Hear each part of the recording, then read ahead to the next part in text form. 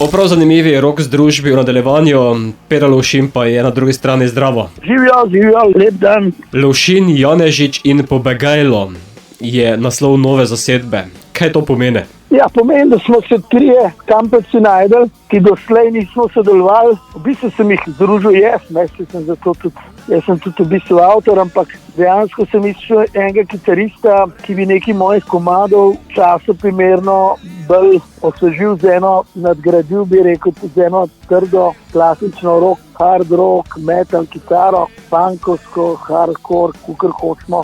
Skratka, začutil sem, da so časi taki, da je treba čutiti nasproti s kakšno trdo muziko. Ste kitaristi, kje pa imate potem bobnarja? Bobnarja smo imeli celo dva, ampak tudi bobnar se v teh razmerah da narediti na več načinov. Tako da Pobegajlo basist hkrati naredi odlične bobne.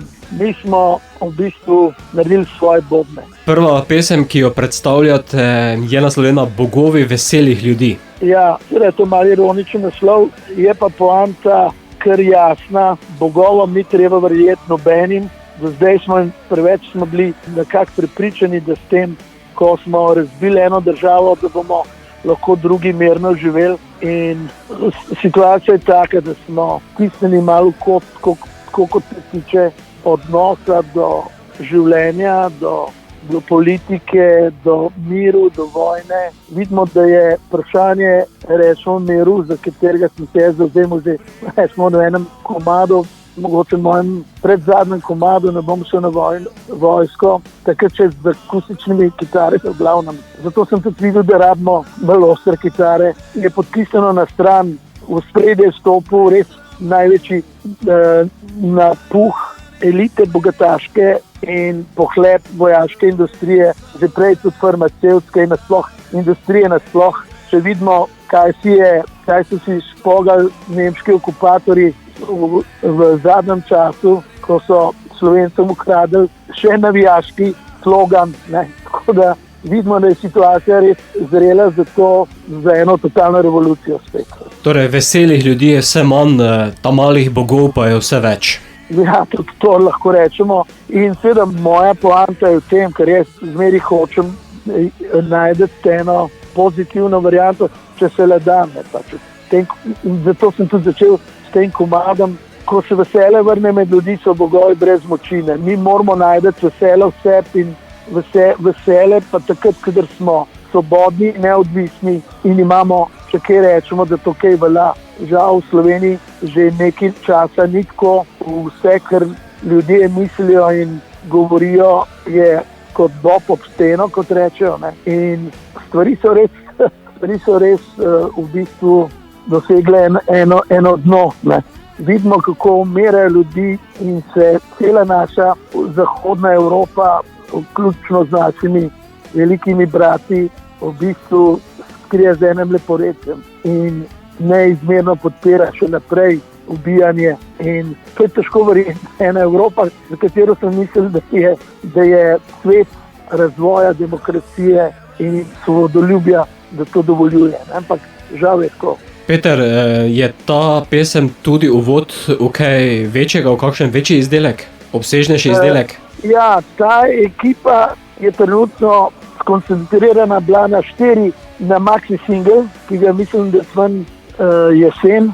Je pa res tudi, da jaz v okviru teh schem, ki sem jih tudi zdaj malo nakazal, nameravam oblikovati en album, kolikor je to sploh še mogoče v teh razmerah, ko so, in to ni naključje, jaz sem to opozarjal že 10-20 let, glasbo so postavili na stranski tir, zato da so na eni strani tako izkoristili, kot to delali z Eurovizijo, kjer v bistvu dejansko propagirajo razkroj družbeni. Na drugi strani so uničili te pozitivne vibracije, ki jih je nudila in dajala, rečemo, protestna folk, rock and roll produkcija 60-ih, 50-ih, 70-ih let, ko je v bistvu praktično sama omogočila, da so prekinila vojno ameriško v Vietnamu, naredila največ za enakovredno dojemanje ras.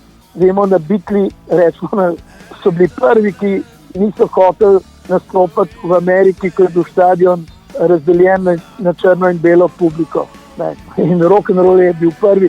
Čeprav se zdaj hvalijo različne te kupljene sekcije političnih pospetnikov, pa tudi, bi rekel, tudi pospetnikov v tem estradnem show biznisu, ki govorijo o tem, kako mora biti svet enak, a v bistvu delajo ravno nasprotno. Bo pa za vse naše poslušalce sedaj enako, kaj ti slišali bodo vašo prvo skladbo. Zato, Pero, za konec, si moramo svoj svet vzeti same? Točno to, in to vsak osebi. Zdaj prihaja na srečo.